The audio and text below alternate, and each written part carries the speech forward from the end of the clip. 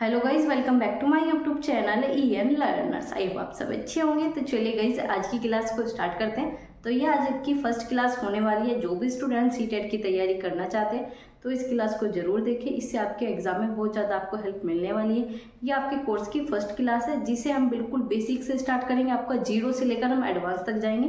तो जो भी चैनल के साथ नया जुड़ा है वो चैनल को सब्सक्राइब कर लीजिए और बेल आइकन को प्रेस कर लीजिए। और बहुत से स्टूडेंट का ये डाउट होगा कि हम किस तरीके से कोर्स अपना कंटिन्यू करेंगे। तो मैंने आपको प्रीवियस वीडियोस में आपको डिस्कस करा दिया कि हम क्या क्या टॉपिक आपके क्लियर करने वाले, किस तरीके से जो है आपका कोर्स चलेगा। तो आप जाकर प्रीवियस वीडियोस चेक कर सकते हो। तो चलिए गाइस, आज की क्लास को स्टार्ट करते हैं। तो सबसे पहले हम जानेंगे आपका साइकोलॉजी, मनोविज्ञान आपका क्या होता है। आपके साइकोलॉजी से डायरेक्ट क्वेश्चन नहीं पूछे जाते सीटेट में, लेकिन इससे रिलेटेड आपका एक दो क्वेश्चन बन जाता है और ये आपके लिए इंपॉर्टेंट भी है।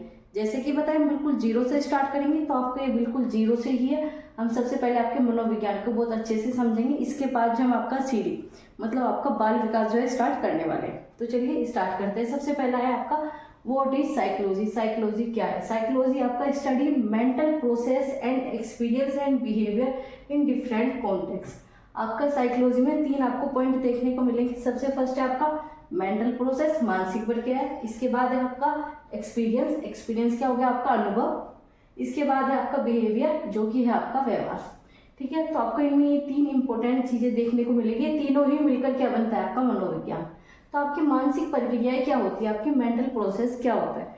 जो भी आपका माइंड से रिलेटेड जो भी प्रक्रिया होगी वो सब आपका मेंटल प्रोसेस में आ जाएगा। जैसे कि आपका सोचना, प्रॉब्लम सॉल्विंग करना, आपका कोग्नेटिव से रिलेटेड जो भी चीजें। कोग्नेटिव क्या होता है? आपका संज्ञान। संज्ञान आपका माइंड। माइंड से रिलेटेड जो भी चीजें आएगी वो सब आपका मानसिक प्रक्रिया में आ जाती है। सोचना, किसी चीज के प्रॉब्लम का समाधान निकालना, आप जो भी क्रिया मानसिक रूप से करते हो वो सभी आपके इसके अंदर आएगी। अब बात करते हैं, तो इसके बाद बात करते हैं आपका अनुभव। अनुभव क्या है? सभी लोगों का अनुभव अलग अलग होता है, क्योंकि जैसे कि आप सभी को पता है हम सब में क्या इंडिविजुअल डिफरेंसेस है, विभिन्नताएं देखने को मिलेगी। तो मेरा एक्सपीरियंस अलग होगा, आपका एक्सपीरियंस अलग होगा किसी एक चीज के प्रति भी।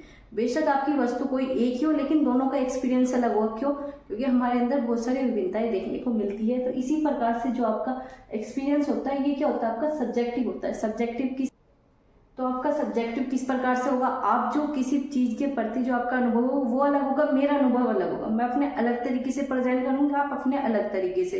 तो इस वजह से दोनों में क्या हो जाता है? ये आपका सब्जेक्टिव हो जाता है। हम दोनों अलग अलग ढंग से चीजें प्रस्तुत कर रहे हैं। तो ये किस प्रकार हो गया? सब्जेक्टिव हो गया। और ये सभी का अलग अलग होता है। सब लोग, सब व्यक्ति जो है आपके अनुभव अलग अलग रखते हैं, सबका एक्सपीरियंस अलग होता है। इसके बाद बात करते हैं आपका व्यवहार। व्यवहार क्या होता है? आपका बिहेवियर। बिहेवियर भी आपको दो पार्ट में देखने को मिलेगा, एक आपका बाहरी है, एक आपका आंतरिक।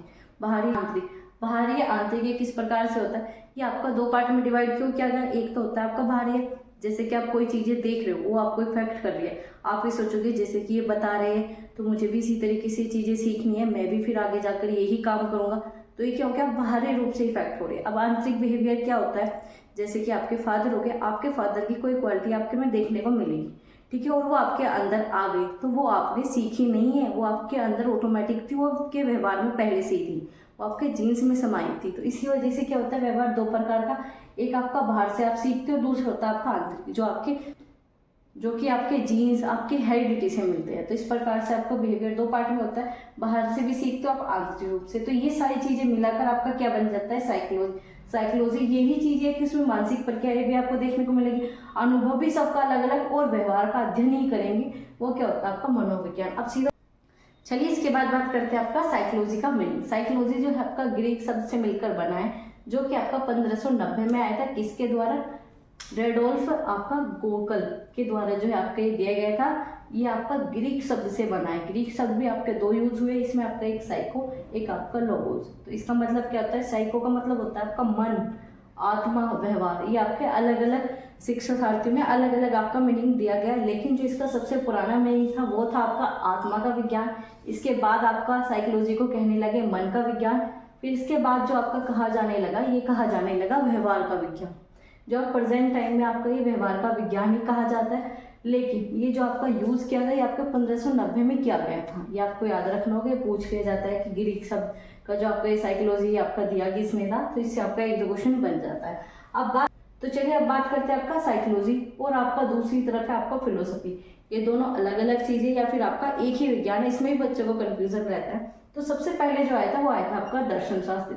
ये जो आपका मानव विज्ञान हो गया, ये आपका सोशोलॉजिकल हो गया, ये सब किसकी आपकी ब्रांच थी, ये आपका फिलोसफी का हिस्सा था। लेकिन फिलोसफी का हिस्सा जो आपका साइकोलॉजी था, इसे कुछ समय बाद जो है अलग कर दिया गया, इसे आपका अलग विज्ञान बना दिया गया। लेकिन ये इसका पार्ट है, ये आपका साइकोलॉजी का ही पार्ट है।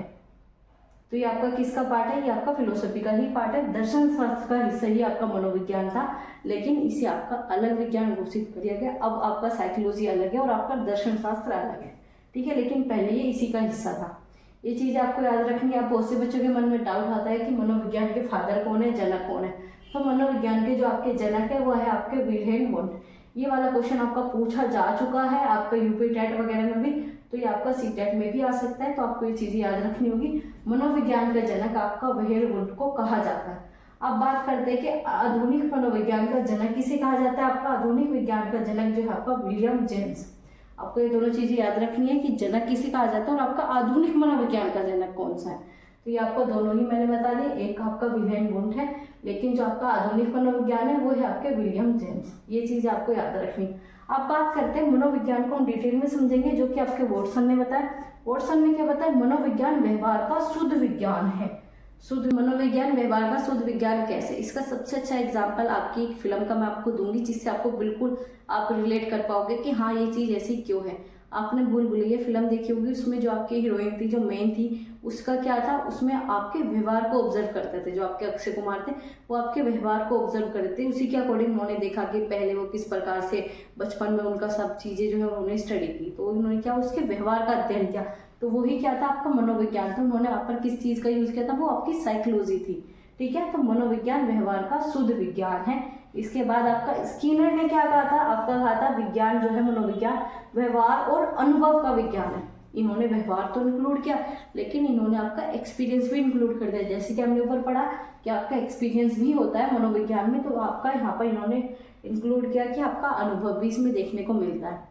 स्किनर के अकॉर्डिंग अनुभव कैसे, जो चीज़ें आप एक्सपीरियंस करते हो वो आपके व्यवहार में आती है, तो इसी प्रकार से वो आपका मनोविज्ञान बन जाता है। अब बात तो इसके बाद बात करते हैं आपके मैडुगन, जो आपके मनोविज्ञान है।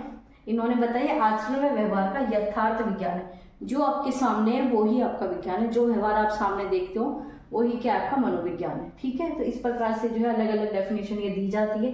कई बार ये डेफिनेशन आपकी पूछ भी ली जाती है, तो आपको याद रखनी है आपकी मेन डेफिनेशन है जो कि आपके एग्जाम में आती है। अब बात करते हैं आपके वुडवर्थ। वुडवर्थ ने आपके 19 यहाँ पर एक बहुत अच्छी डेफिनेशन है, जिससे आपका पूरा साइकोलॉजी क्लियर हो जाएगा। वुडवर्थ के अकॉर्डिंग 1948 में इन्होंने बताया था कि पहले मनोविज्ञान ने अपनी आत्मा को ही, इन्होंने क्या बताया कि जो मनोविज्ञान था उसे सबसे पहले क्या कहा जाता था, आत्मा का विज्ञान कहा जाता था। लेकिन क्या हो गया, उन्होंने अपनी आत्मा को दी, उसे आत्मा का विज्ञान ना कहने की बजाय क्या कहना स्टार्ट कर दिया, फिर उनसे अपना मन का विज्ञान कहने लगे। फिर इन्होंने क्या बताया, फिर अपना मन का विज्ञान, फिर उसने अपनी चेतना को दी, और इसे अभी एक प्रकार का व्यवहार कहा जाता है। तो इस डेफिनेशन के अकॉर्डिंग ये है कि आपका साइकोलॉजी को पहले क्या कहा जाता था, आत्मा का विज्ञान, लेकिन कुछ समय पश्चात क्या कहने लगे, इसे मन का विज्ञान, फिर उसके बाद भी इसे क्या कहने लगे, चेतना का विज्ञान ही आपका साइकोलॉजी को कहा जाता है।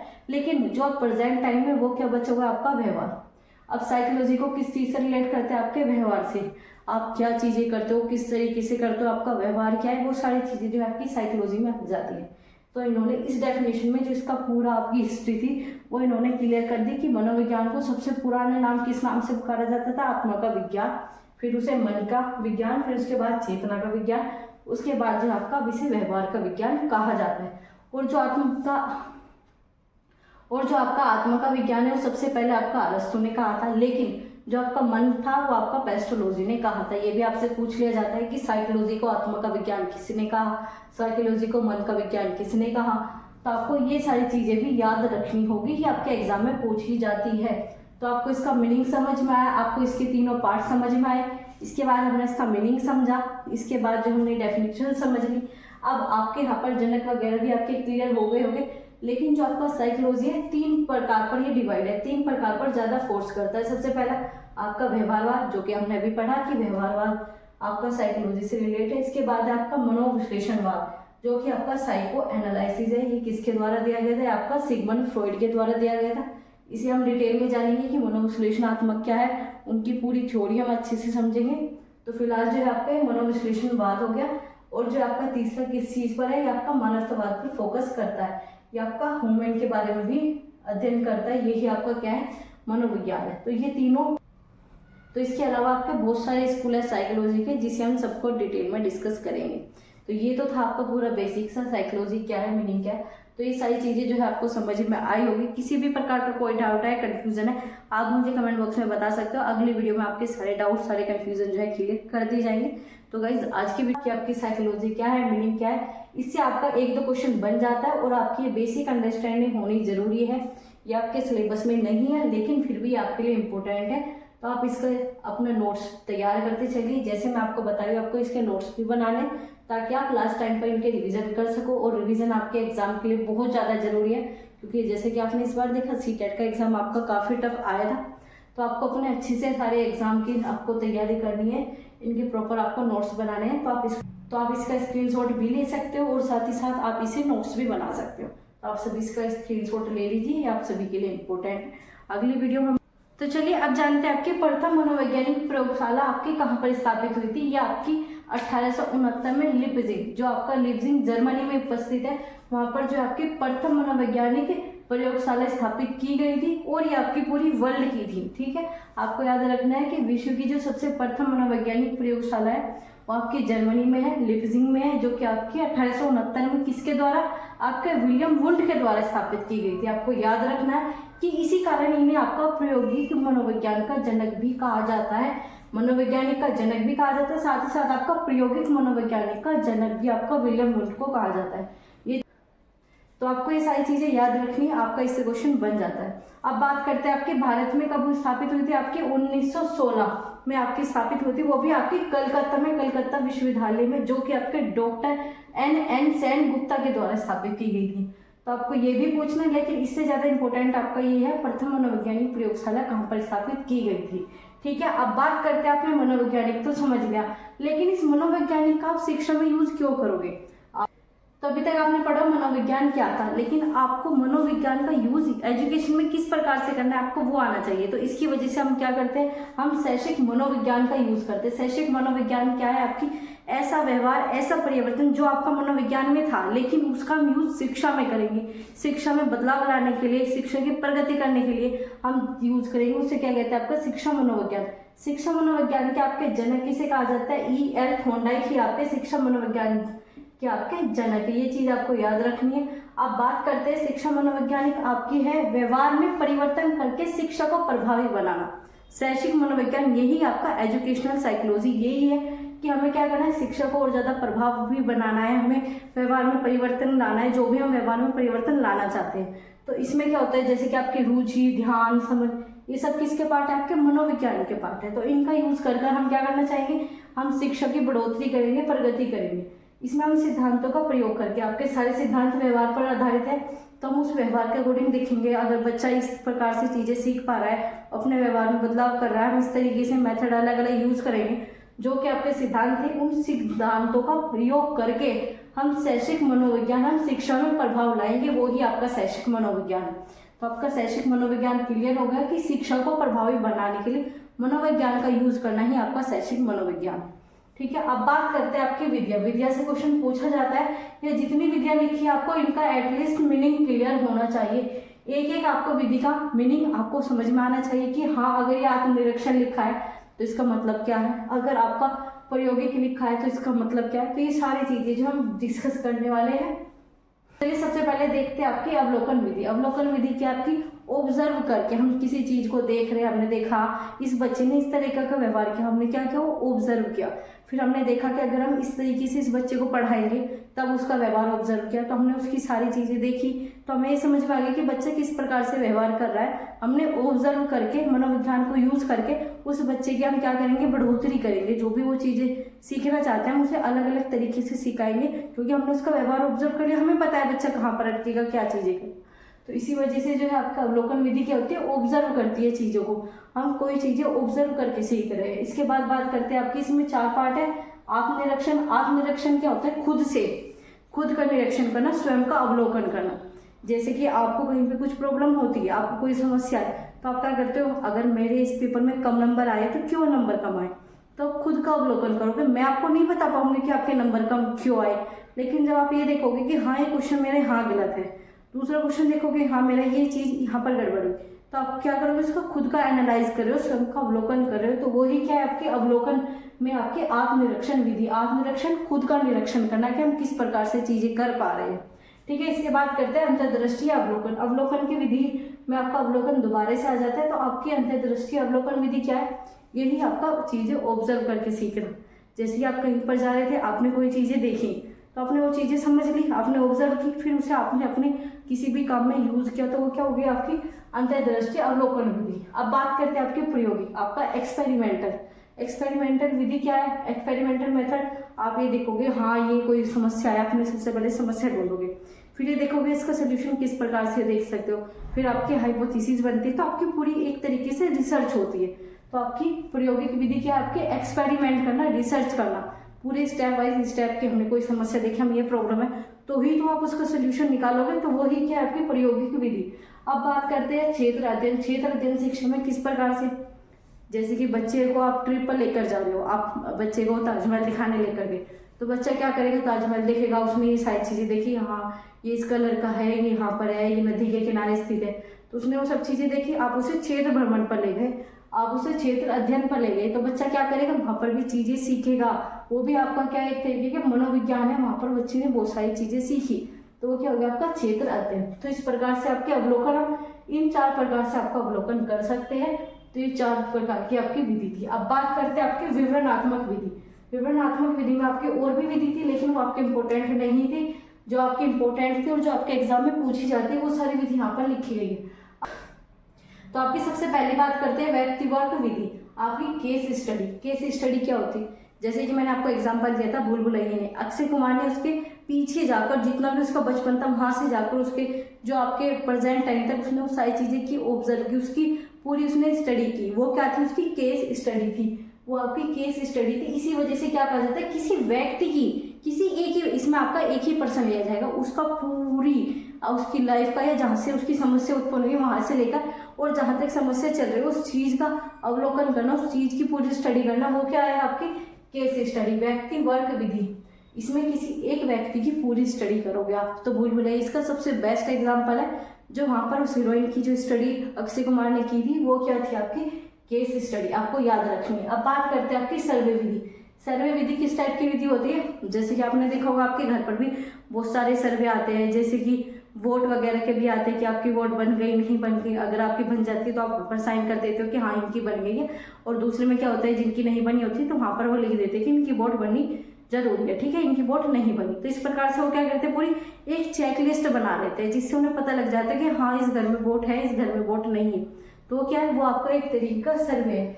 सर्वे से क्या करा, उन्होंने नॉलेज ली, जानकारी ली, तो इससे क्या होता है आपका सर्वे विधि हो गया, जो कि आपके विवरणात्मक विधि में इंक्लूड की जाती है। इसमें हम किसी भी समस्या या कोई भी आपका सर्वे विधि का आप दूसरे तरीके से ले सकते हो कि आपको ये पता, तो आप इसका दूसरा एग्जांपल ये भी ले सकते हो, जैसे कि आपको ये देखना है कि 18 साल से कम बच्चे, आपके कौन कौन फोन चलाता है, कौन फोन नहीं चलाता, या 18 साल से कम बच्चों को, कितने बच्चों को फोन मिला है। तो आपने उसके लिए एक चेकलिस्ट तैयार की, आप सबके घर पर गए, पता किया कि अगर 18 साल के बच्चे के पास फोन है तो आपने राइट लगा दिया, अगर जिसके पास नहीं है तो आपने उस पर राइट नहीं लगाया। तो इस प्रकार से आपने पूरी चेकलिस्ट तैयार कर ली। फिर आपने उसका पूरा एनालाइज किया, हाँ कि आपके 700 बच्चे जो है फोन चलाते हैं, 300 बच्चे जो है आपके फोन नहीं चलाते। तो इसका पूरा सर्वे का रिजल्ट आपके सामने आ गया कि 1000 बच्चे थे, 700 फोन चला रहे, 300 फोन नहीं चला रहे। तो ये क्या हो गया आपकी सर्वे विधि, सर्वेक्षण विधि, आपकी सर्वे विधि, ठीक है, ये आपकी समझ में आ गया सर्वे विधि क्या थी। अब बात करते हैं आपकी तुलनात्मक। तुलनात्मक मतलब आपकी कंपैरेटिव, दो चीजों की तुलना करके आप किसी चीज पर, रिजल्ट पर पहुंच पा रहे हो, तो क्या होगी आपकी तुलनात्मक होगी। जैसे कि आप 2011 की जनसंख्या ले लीजिए और उससे पहले की आप जनसंख्या ले लीजिए, तो आप दोनों की तुलना कर ये देखोगे कितनी आपकी जन्म दर बढ़ी है, कितनी मृत्यु दर बढ़ी है। तो वो क्या हो गया, उस तरीके से जब स्टडी करोगे तो वो क्या है आपकी तुलनात्मक विधि हो गई। अब बात करते हैं मनोविश्लेषणात्मक। मनोविश्लेषण सीधा आपका मन का विश्लेषण करना, आपके मन को जानना, वो क्या है आपका मनोविश्लेषणात्मक, जो आपके मनोविज्ञान में सबसे इंपॉर्टेंट होता है। इससे आपके क्वेश्चन पूछे जाएंगे। मनोविश्लेषणात्मक क्या होता है, तो मनोविश्लेषण जो आपके मन का विश्लेषण करे, ठीक है, ये आपको क्लियर हो गया। इसे हम डिटेल में पढ़ेंगे, सिगमंड फ्रॉइड वगैरह जो भी थ्योरी दी है वो आपकी सारी चीजें कराई जाएगी, लेकिन आपका भी इसका इतना मीनिंग जान लेना जरूरी है कि मनोविश्लेषण होता क्या है, मन का विश्लेषण करना, मन को जानना किसी के, वो क्या हो गया आपका मनोविश्लेषण हो गया। इसके बाद बात करते हैं मनोभौतिक। मनोभौतिक में आपकी दो चीज होगी, मन भी होगा प्लस में व्यवहार को भी जानोगे। आप किसी व्यक्ति के मन को भी समझ रहे हो, साथ में उसके व्यवहार को भी ऑब्जर्व कर रहे हो कि व्यवहार वो किस प्रकार से करता है, तो क्या होता है आपका मनोभौतिकी। आप बात करते हैं आपके साक्षात्कार, मतलब आपका इंटरव्यू तो आपने देखे होंगे, जैसे कि बहुत से स्टूडेंट देखते हैं कि सीटेट कैसे क्रैक करें, उनके इंटरव्यू देख रहे हो, तो क्या आप उनके इंटरव्यू से चीज़ें सीख रहे हो, आप जानकारी गेन कर रहे हो, तो वही आपका साक्षात्कार जो कि आपका इंटरव्यू मेथड है। इस तरीके से भी आप किसी की स्टडी कर सकते हो, चीज़ें समझ सकते हो। अब बात करते हैं आपके अनुमानसिकी, आपकी हेरिडिटी भी आपकी इसमें दो प्रकार की स्टडी होती है, ठीक है। वो स्टडी कौन सी दो प्रकार की होंगी वो हम आगे पढ़ेंगे, लेकिन अभी आपको जानना है हेरिडिटी से कैसे स्टडी करोगे। जैसे आपने यही देखा कि आपने पूरी एक पीढ़ी ले ली कि आपके दादा की हाइट इतनी थी लेकिन आपके पापा की हाइट कम हो गई, उसके बाद आपने अपने भाई की हाइट देखी, उसकी कम हो गई, तो इस प्रकार से आप क्या कर रहे हो, हेरिडिटी अनुवांशिक रूप से आप स्टडी कर रहे हो, तो वो भी आपकी एक तरीके की स्टडी होती है। इसके बाद आपके आ गया प्रायोगिक विधि, आपकी प्रायोगिक मतलब एक्सपेरिमेंटल, जो आपने यहाँ पर पढ़ी वही आपकी यहाँ पर है, इसमें वही चीज़ें देखने को मिलेगी, समस्या ढूंढोगे, उस पर एक्सपेरिमेंट करोगे, आप फॉर्मेट करोगे, चीज़ों को समझोगे, किस प्रकार से क्या चीज़ें हाइपोथेसिस बनाओगे, फिर रिजल्ट पर जाओगे, ऐसे आप अपना उसमें लास्ट में कंक्लूजन दोगे। और क्या होती है आपके प्रायोगिक विधि, ठीक है। इसके बाद है आपकी नैदानिक आपके लिए इम्पोर्टेंट है, और ये आपका पूरा अलग एक कॉन्सेप्ट भी है। नैदानिक मतलब आपने किसी कोई समस्या देखी और उसका आप निदान ढूंढ रहे हो, आपने प्रायोगिक में पूरा एक्सपेरिमेंट करोगे, लेकिन यहाँ पर आपको एक्सपेरिमेंट करने की जरूरत नहीं है। इसका सबसे अच्छा एग्जाम्पल ये है, जैसे कि आपकी क्लास में कोई बच्चा है और उसे चीज़ें नहीं दिख पा रही है, वो बोर्ड पर क्लियर नहीं देख पा रहा, तो आप क्या करोगे, आप पहले उस चीज़ को आपने देखो इसी ये समस्या होगी, फिर आप उसका निदान निकालोगे। निदान क्या, आप उस बच्चे को पास में बैठाओगे या फिर आप उसकी आंखें वगैरह चेक कराओगे, उसके पेरेंट्स को बताओगे कि आपके बच्चे को कम दिखाई देता है, तो उसे दवाई वगैरह जो भी उसका आपका चश्मा वगैरह जो भी उस चीज़ की बीमारी का इलाज होगा वो सब चीज़ें कराओगे, तो वो क्या होगा आपका नैदानिक हो गया। आपने कोई समस्या देखी और उसका आप सोल्यूशन दे रहे हो, तो क्या हो गया आपके नैदानिक विधि होगी। इसके बाद करते हैं परीक्षण आपके होते ही है स्कूलों में, आपकी परीक्षा ली जाती है, परीक्षण ली जाती है कि बच्चे ने कितनी सारी चीज़ें सीखी, कितनी उपलब्धि हासिल की। तो जैसे आपके यूनिट टेस्ट हो गए, आपके फॉर्मेटिव टेस्ट हो गए, और आपके सब परीक्षण में आ जाते हैं। अब बात करते हैं आपके विशेष मतलब आपके स्पेशल चीज़ें, जैसे कि आपने कहीं पर किसी बच्चे को कोई प्रॉब्लम है तो आप उसे किसी स्पेशल डॉक्टर के पास लेकर जाओगे, स्पेशल जो उसकी समस्या थी उसका निदान करोगे, वो आपका यहाँ पर आ जाएगा। इसमें कोई स्पेशल केस ही लिए जाते हैं, ये जो थी आपकी सब नॉर्मल थी, लेकिन विशेषज्ञ में कोई स्पेशल चीज पर ही आपकी स्टडी होगी, ठीक है। तो इस प्रकार से आपकी विवरणात्मक विधि होगी, अवलोकन विधि होगी। कोई सी भी विधि में कोई भी कंफ्यूजन हो तो आप मुझे कमेंट बॉक्स में पूछ सकते हो। तो ये सारी विधि जो है आपके लिए इंपॉर्टेंट है, आपको पता होना चाहिए सर्वेक्षण विधि क्या है, मनोविश्लेषणात्मक विधि क्या है, आपका इंटरव्यू मेथड क्या है, अनुवांशिक क्या है, तो ये सब आपकी बेसिक सी चीजें आपको पता होनी चाहिए। साथ ही साथ आपको ये भी इंपॉर्टेंट चीजें आपको पता होनी चाहिए। और ये क्वेश्चन आपका पूछा जा चुका है कि आपके शैक्षिक मनोविज्ञान के जनक किसे कहा जाता है, आपका E.L. थॉर्नडाइक आपको याद रखना है। ऐसे आपको प्रथम मनोवैज्ञानिक प्रयोगशाला कहाँ पर थी, किसने स्थापित की थी, किसे जनक कहा जाता है, तो ये सब क्वेश्चन जो आपको याद रखना है, आपके एग्जाम में पूछे जाते हैं, आपके लिए इंपॉर्टेंट भी है और आपको ये सब चीजें बेसिक सी पता भी होनी चाहिए। तो आज हमने आपको पूरा बेसिक कंप्लीट कर लिया, जो कि आपका साइकोलॉजी से रिलेटेड था। विधियां जान ली, आपके सारा मीनिंग हमने टोटल जो है जान लिया। अब आपको किसी भी प्रकार का कोई भी डाउट हो, कोई भी कंफ्यूजन हो, आप मुझे कमेंट बॉक्स में बता सकते हो। अगली वीडियो में आपके सारे डाउट जो है क्लियर किए जाएंगे। तो गाइस आज की वीडियो में इतना ही था। वीडियो अच्छी लगी हो प्लीज़ अपने दोस्तों के साथ शेयर कीजिए। आपको फ्री में पूरा सिस्टमेटिक तरीके से हम पढ़ा रहे हैं, तो बस आपको थोड़ा सा सपोर्ट दिखाना है ताकि हम ऐसे ही आपकी क्लास कंटिन्यू कर पाए। तो अगर किसी भी प्रकार का कन्फ्यूजन है, डाउट है, तो आप उसे कमेंट बॉक्स में पूछ सकते हो। तो गाइस आज की वीडियो में इतना ही था। Thanks for watching, keep learning, keep supporting EN learners.